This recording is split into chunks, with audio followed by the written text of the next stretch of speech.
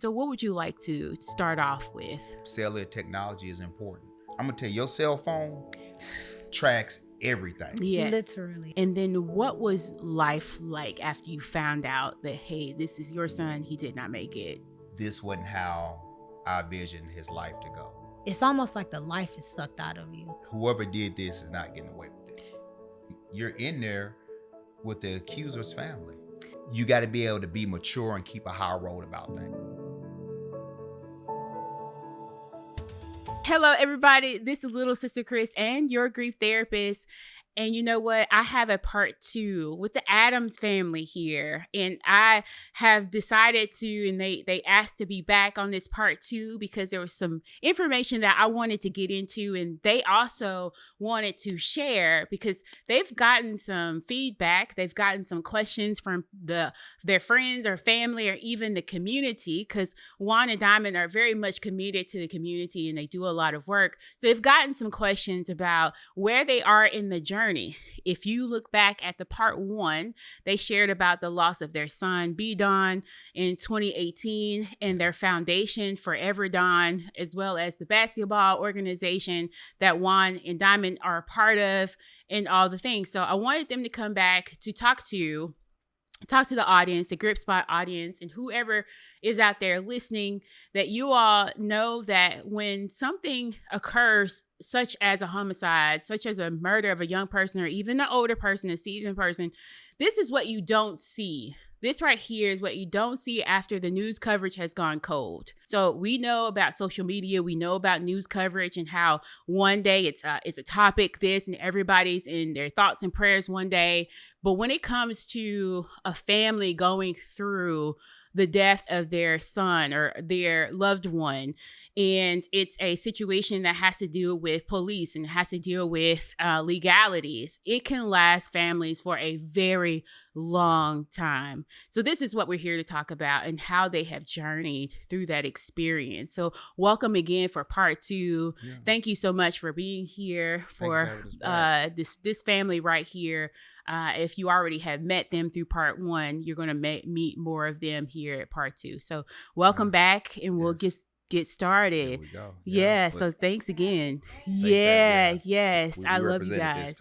You did. Yeah. You did. And that's the reason why I wore all black and blue, because I just knew. You just knew. I just knew. Yes, to represent. Yeah. So talk to us about, because you have had some questions yourself. You've had questions from people about this case. You have had questions about how you even journeyed through the legalities of it. Right. So what would you like to start off with?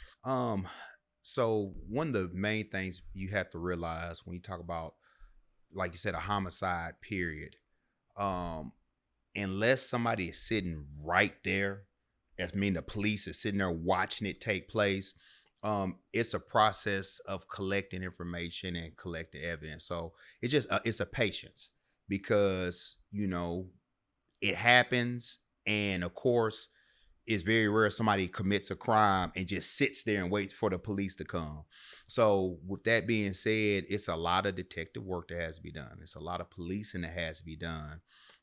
It's a lot of information. It's a lot of questioning, questioning family, questioning friends, questioning employers, and questioning employees, like just everybody who is around that person or that person has touched or engage with. Like, that's where it starts. That's definitely where it starts at. Acting fast. Yeah. Getting in touch with, like, when I say Metro did a great job, Metro, hats off to Metro. Metro did a great job with the whole process, just from start to finish, how they did the detective work, and being willing to work with them.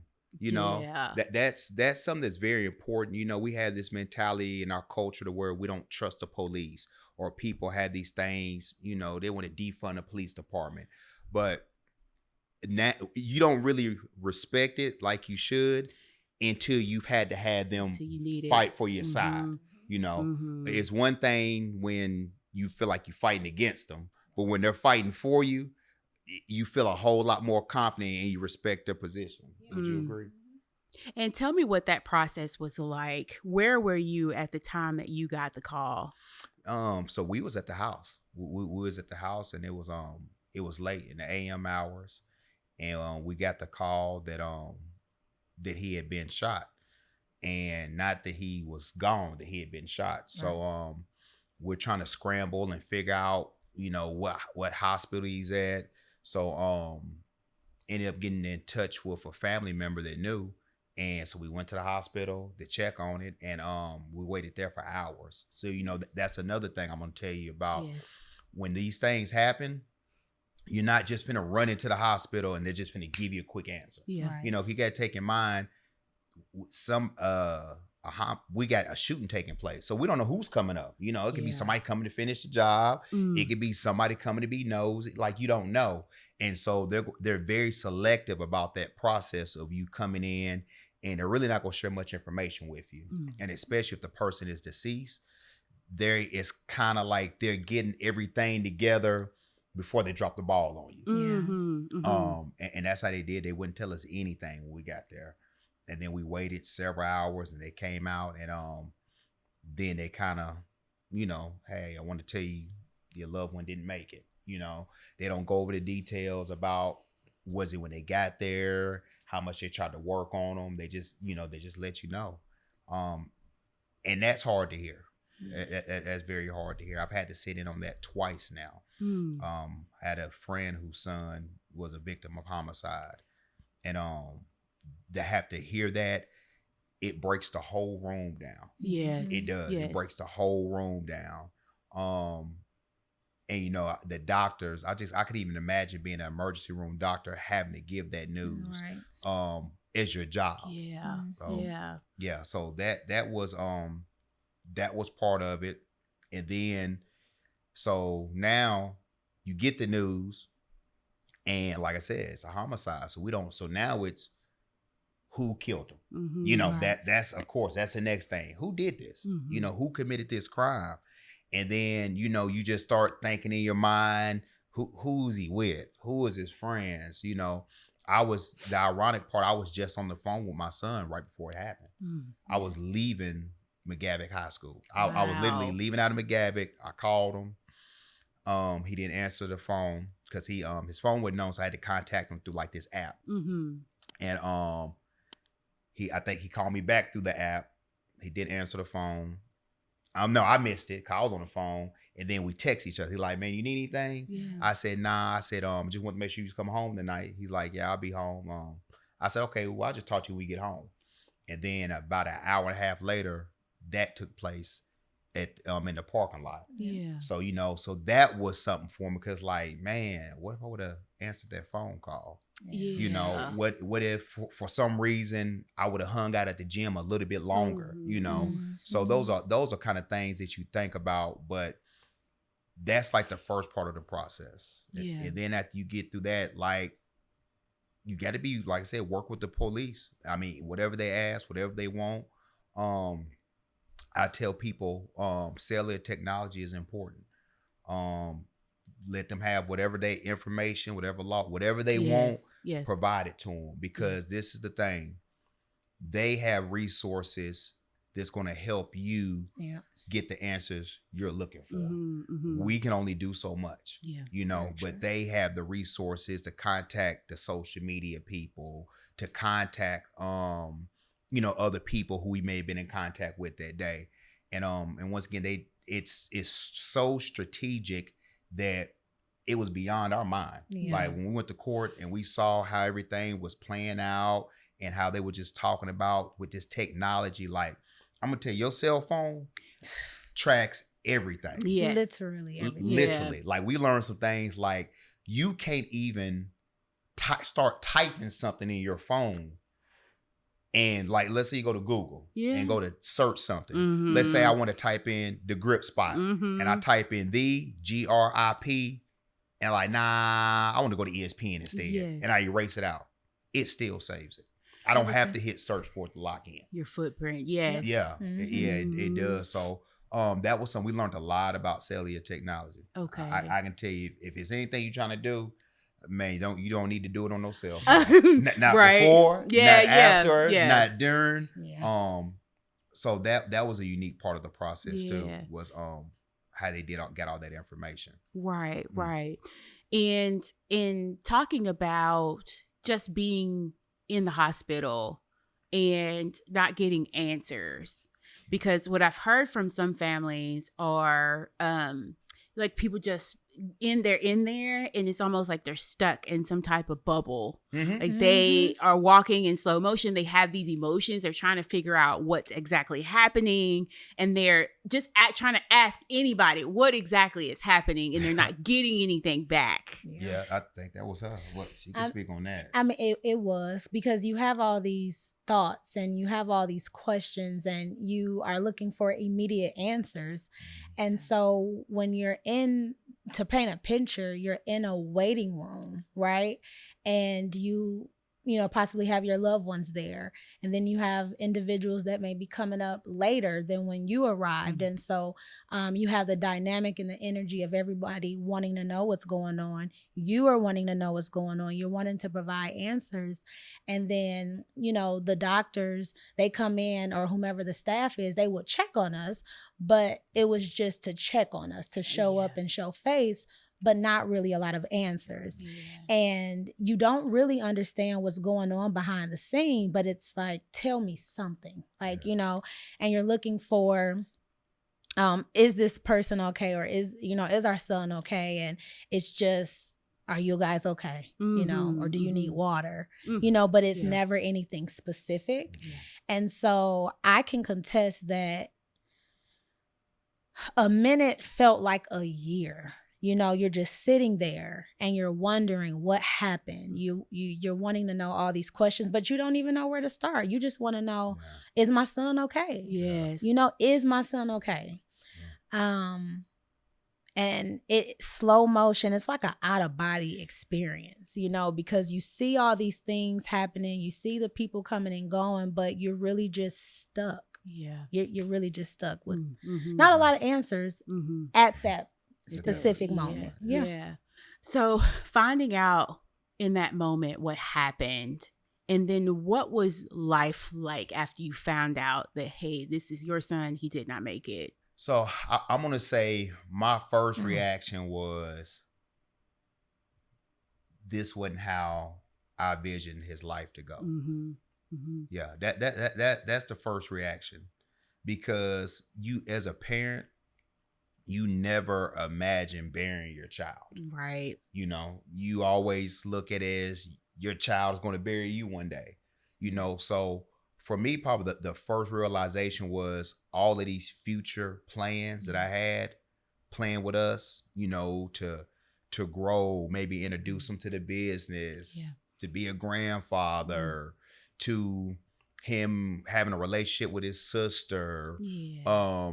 Things like traveling. Traveling. Just, I mean, because he was fresh out of high school. Yes. May graduated 18. We're burying him October 18. So he was fresh. Like, so he didn't even get to experience life. Right. That's the part that to put it all on the ball. That's the first thing that hit me. Like, I'm not gonna get to experience life. It's one thing to talk to him on the phone, but we're not gonna get to do daddy son stuff. Yes. Yes. Yeah. Can you remember how your bodies responded? Because this is something that I ask my clients in therapy. How did your body respond to the grief of it all and the information, and then moving forward? Shut down. Hot, cold. I mean, I'm just thinking about it right now, and it's almost like the life is sucked out of you. At least it was for me. And it's like your mind and your body is battling, like what I heard and what I'm feeling at the same time. And you just have this fight of emotions.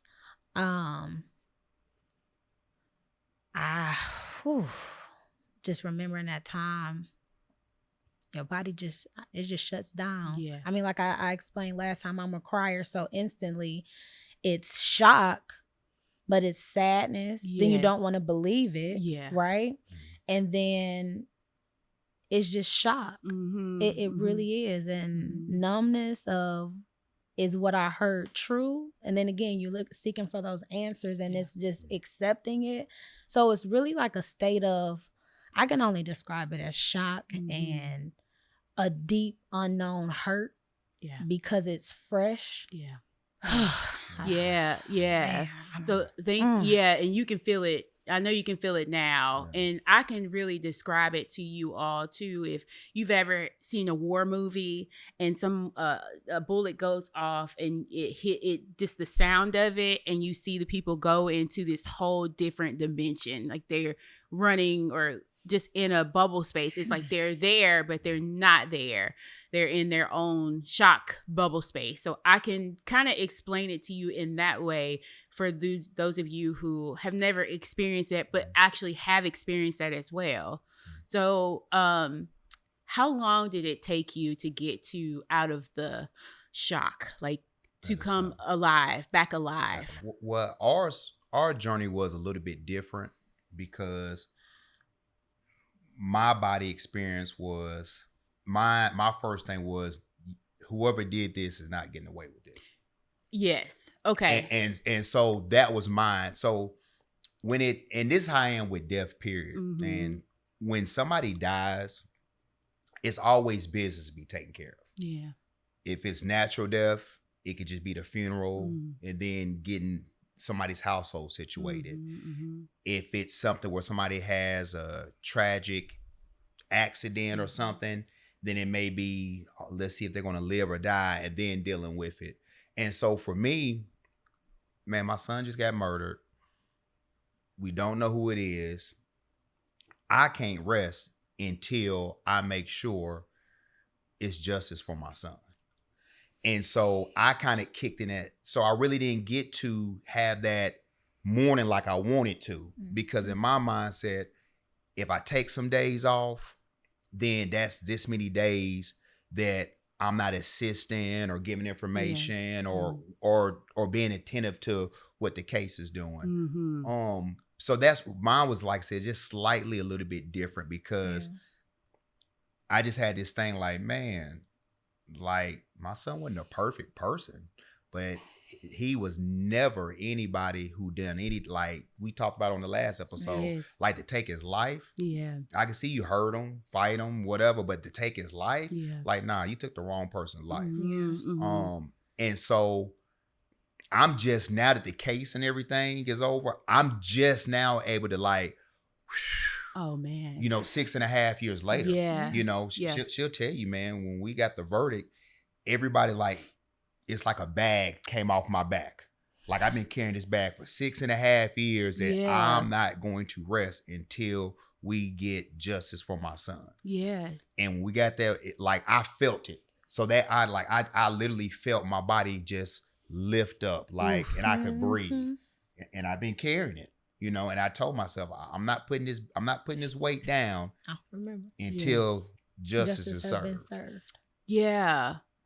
And what people don't realize, it's not a video game whatsoever. If there's anybody young watching this is real life for a lot of families. And I've done restorative justice before in metro schools and all of that. And one of the points in restorative justice is if a crime has been committed or something wrong has been committed towards a victim, then that person goes to that person with permission to tell them, this is what I did to you. I am sorry for that. And that's the point of it, is that the suspect defendant needs to know how much this affected a whole community, family, everything for the rest of their life. Have you guys been able to get that from? Well, you want to know the funny part? I did the reverse. I did it to him. Yeah. I did. I did. I got to address him, and I told him, like, I don't hold any anger towards you. I don't hold any bitterness towards you. Yeah. What you did was a terrible thing. It was a terrible thing, and we can't get my son's life back. But I told him, you got a chance to do something different. You still got your life. Yeah. Now, whether it's behind bars or whatever it is, you still got your life. Yeah. And just got to address like what I told you, the things I'm not gonna get to experience. Yes. Talked heavy about things that my daughter, my son's sister's not gonna get to experience. Right. Like it wasn't okay. No address from him. Will that come later down the road? I don't know. Yeah. I don't know. Because he got some self-healing to do.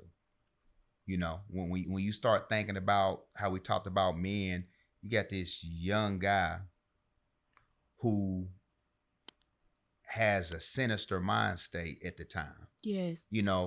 That's a whole thing that needs healing within itself. Right. Because you don't just wake up and say, hey man, this is what I'm on today. Yes. Yes. This is something that's plotted in your mind. This is something that you tell yourself, hey, I'm going to be about this. Yeah. And to get to that point, the same way you get to that point, now that it's real deal, it's not a video game. Yeah. You know what I'm saying? We got the system involved. It's not no game. Yeah. And so now you got to start reprogramming yourself. Wow, man, all this that I thought, what I thought I was on, who I thought I was. Oh man, this where it got me? Yes. So that's what's going to have to happen for him to come to that place. Yes. Yes, because we're talking about someone who is under the age of 18 here, being the defendant in this case, which we have seen a lot around the country, but we've seen a lot in Nashville. I think we've seen a lot of them within the almost 7 years that B-Don's been gone. And just the understanding that this is lifelong. This is a lifelong ripple effect for our families. And then sitting here and talking to you all who are maybe even in the same boat or giving or caring for someone in the same boat as them. But we are now almost 7 years into the journey and it hasn't even stopped. No, and nobody wins. That's the biggest thing I said. We're fighting. You're fighting. We're fighting for justice. You're fighting for freedom. But at the end of the day, nobody wins this. Yes. My son gone. Yeah. You got to do time. Where's the win? Now you're taking away from your family. Yeah. My son, so it was no win. It was a loss for both families involved. Yeah. And that's what they got to understand. Once again, you said it. It's continuing. Like we hadn't watched the news in a while, and we cut it on today. And it's like, yep, it's still going on. Yes. Still going on. We had a big incident over the weekend. Yeah. Yes. So even now, with the questions that you get from family or community, and what are those questions that you have gotten from family and community since this has occurred? Right. I think the biggest, I'm going to go first and I'll let you go. Unless you already know what you get. Well, no, I mean, just here recently, I had a friend who lost a son. And one of her biggest things is what we're talking about today. Like, what does the process look like? Okay. What does the trial look like?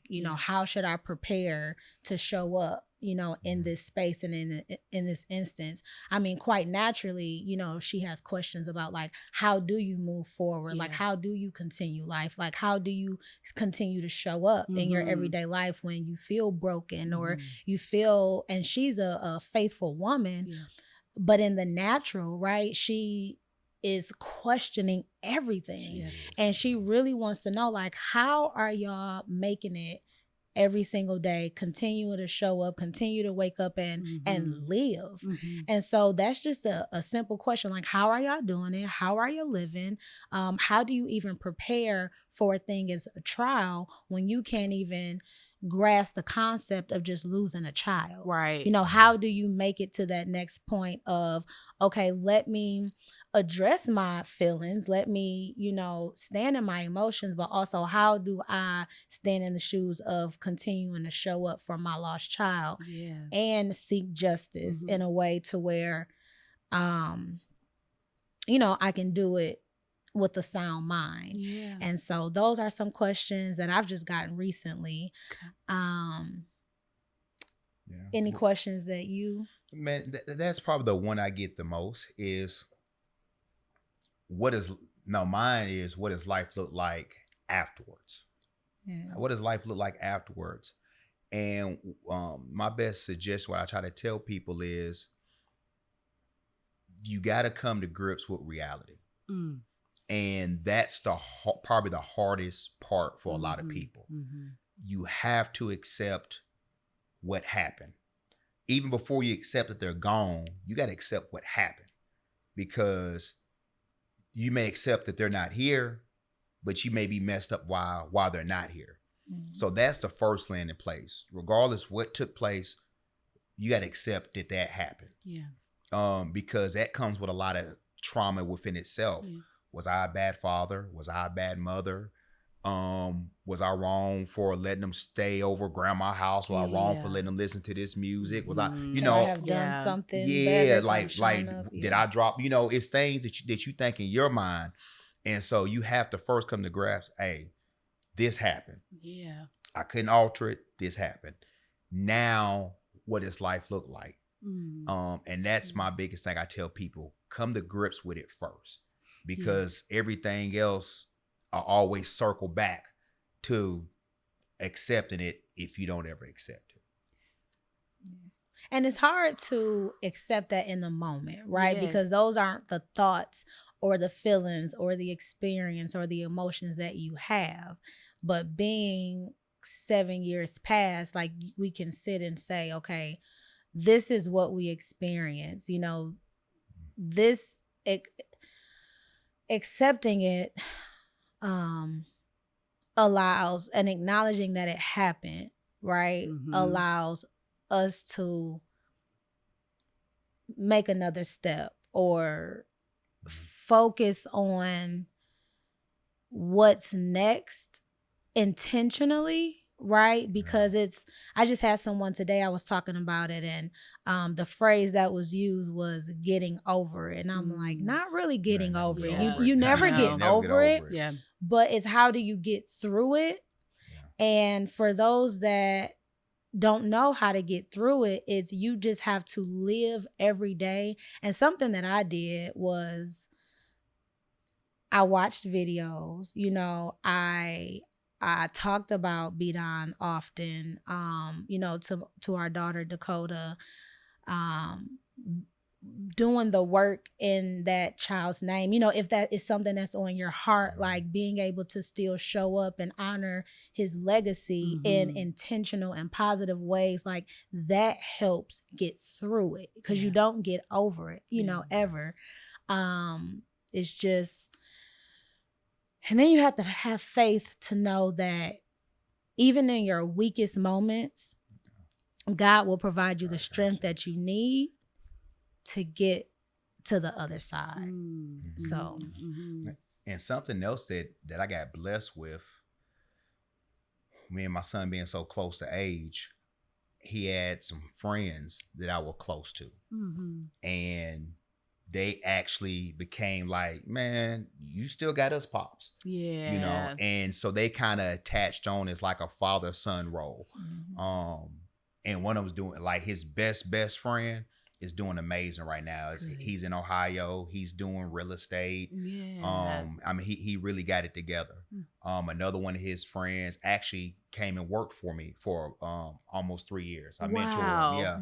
And ironically, he's getting ready to come back to work with me. And so, like, I see him in them, and it's like, okay, you know what? I wanted to see this from him, but I get to see it in his best friend. And so mission still accomplished. Yeah.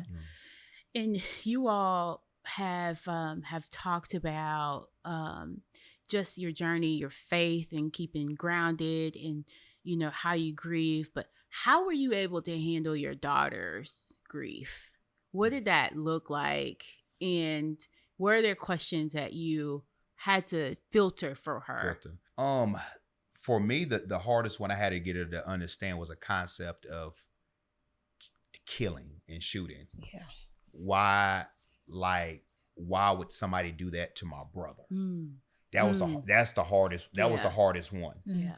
And I mean, I'll be honest, what I think has helped is we do spend some time, not just talking about it, but we do spend some time with news. I do sit down.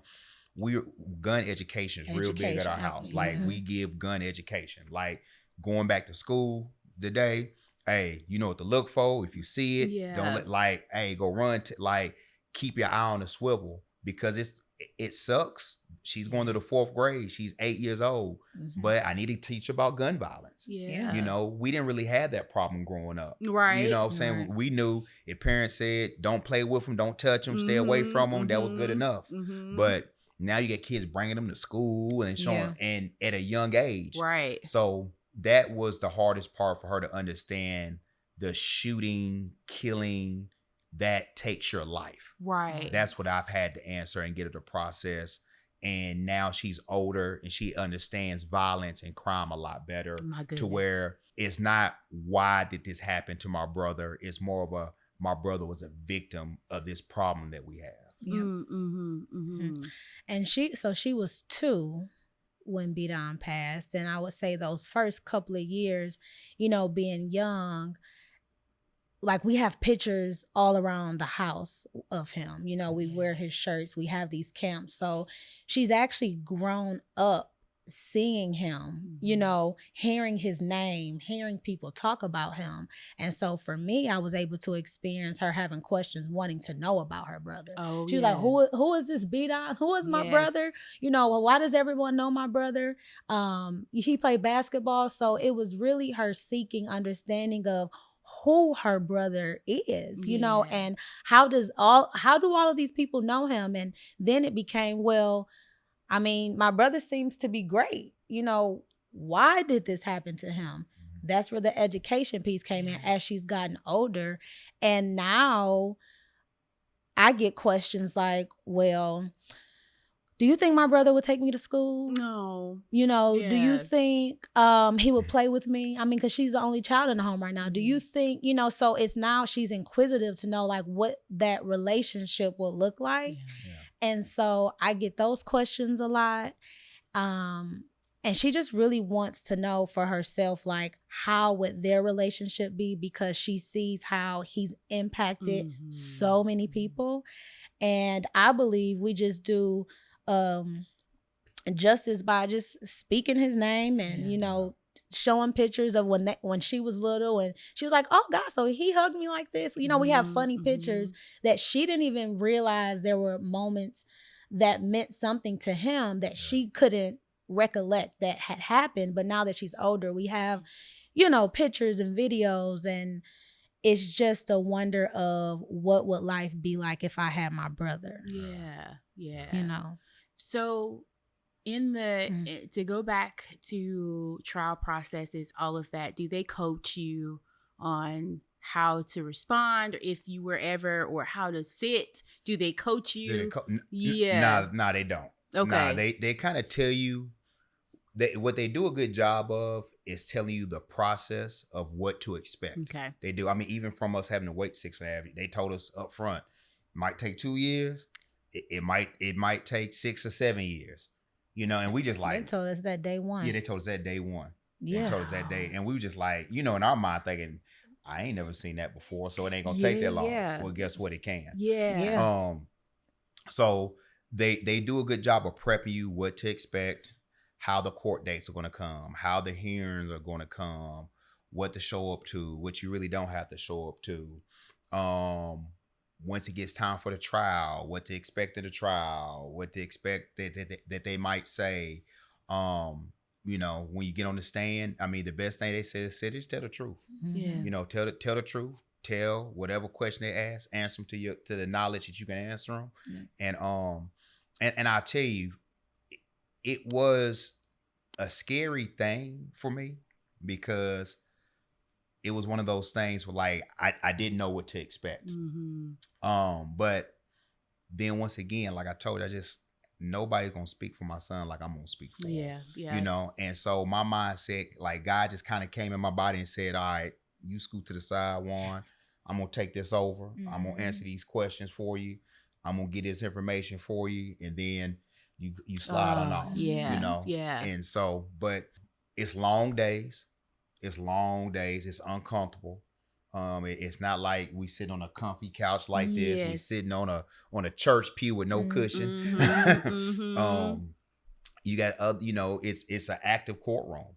So you got people coming in, people coming out. You got other you got certain things. Even though the trial may be the main basis, but you got other things that are happening along too. Yeah, you got to take off work. You got to do all the things that normally if you got to go to court, that's what you have to normally do. And these talk about multiple court dates. Yeah, and some they don't take. Well, I was just gonna say, and you don't know what you're about to hear, and so you almost have to go in preparation.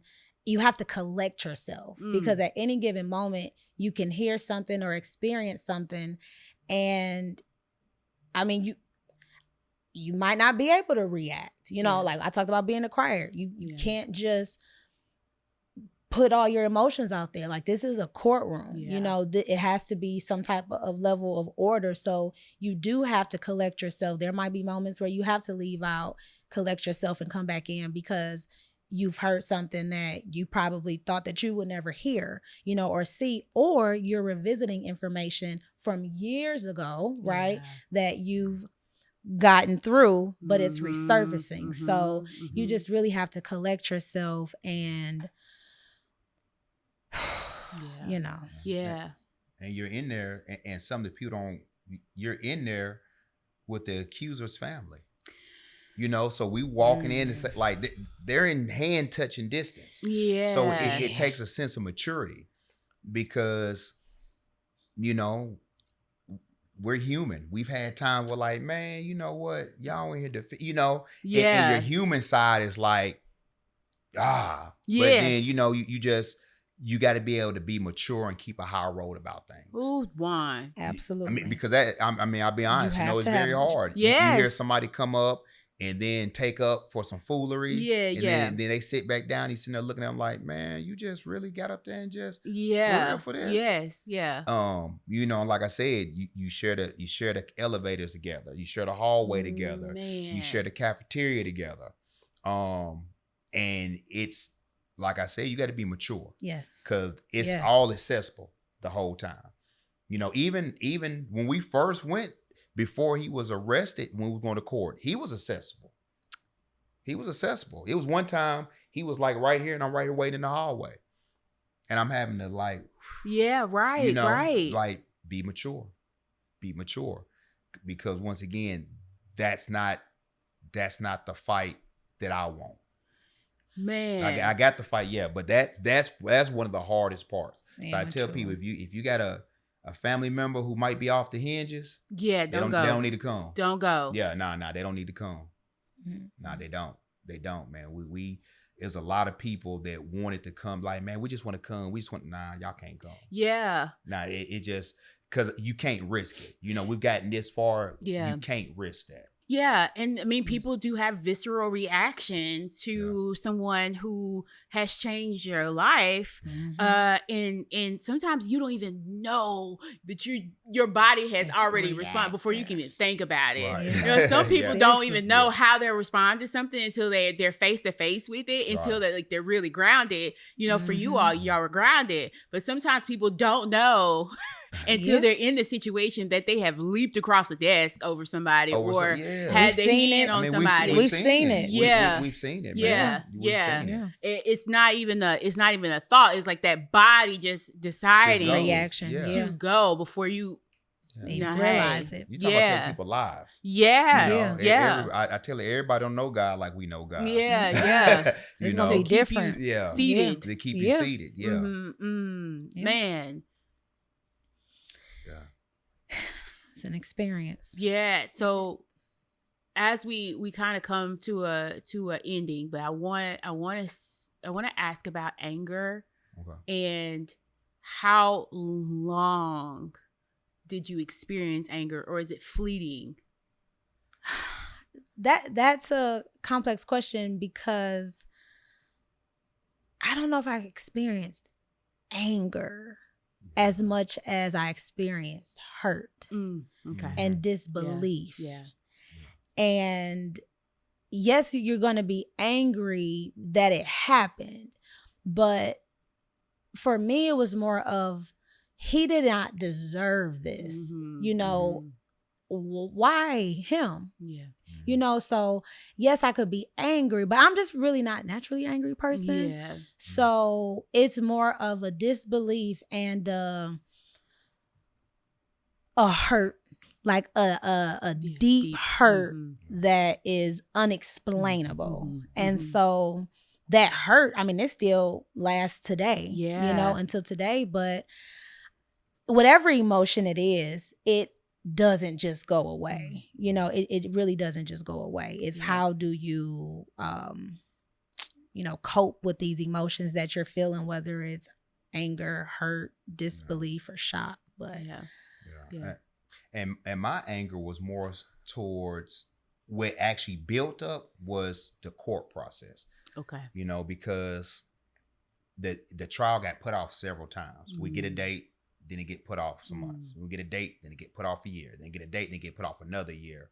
Well, yeah, that aspect of it. Yeah, so that's kind court of dates. Yeah, like, so I necessarily wasn't just angry with them, but it would make me think that way because, like, man, it's taking so long, and it's taking so long to punish him. You know, so that's where it came from. Like, why are y'all taking so long to punish him for a crime he committed? Yeah. And that's where my anger came from. Yeah. And frustration. Frustration. You have that's to that really backpack dig. that came off. Yeah. Which just recently happened in 2025, right? Where he was Yes. convicted. Yeah. So for you all in this process, when we're talking about your grief, your loss from part 1 to this part 2, some anger, and then the trial process, all of that, and then all you do, all your connection to the community. Can you tell us if we had the answers to everything, if we had the answer and could solve what we're going through in this moment, the grief, the loss, the murder, if you had the answers, what would you say to the audience? What would you say to somebody who's sitting in jail right now, having done what they did? What would be the answers? Be human. Be human. Be human, be sensitive, because life is a blessing. It's a gift from God. And once it's gone, it's gone. You don't get do-overs. And when you take loved ones from their loved ones, that causes a void. Yeah. It causes a void. And their trajectory of their life will never be the same. Yeah. It'll never be the same. And especially when they have younger members attached, like those are things we're gonna have to go to our grave answering to our daughter. So it's not worth it. Like, stop and think. Like, consider all the outcomes, not the moment, what you want. Consider how this is going to play out for you long term. Just think about your future. I mean, it's the wristbands we wear. Like, that's my thing. I would tell somebody, think about your future. Yeah. Make decisions today that are going to project the positive for your future.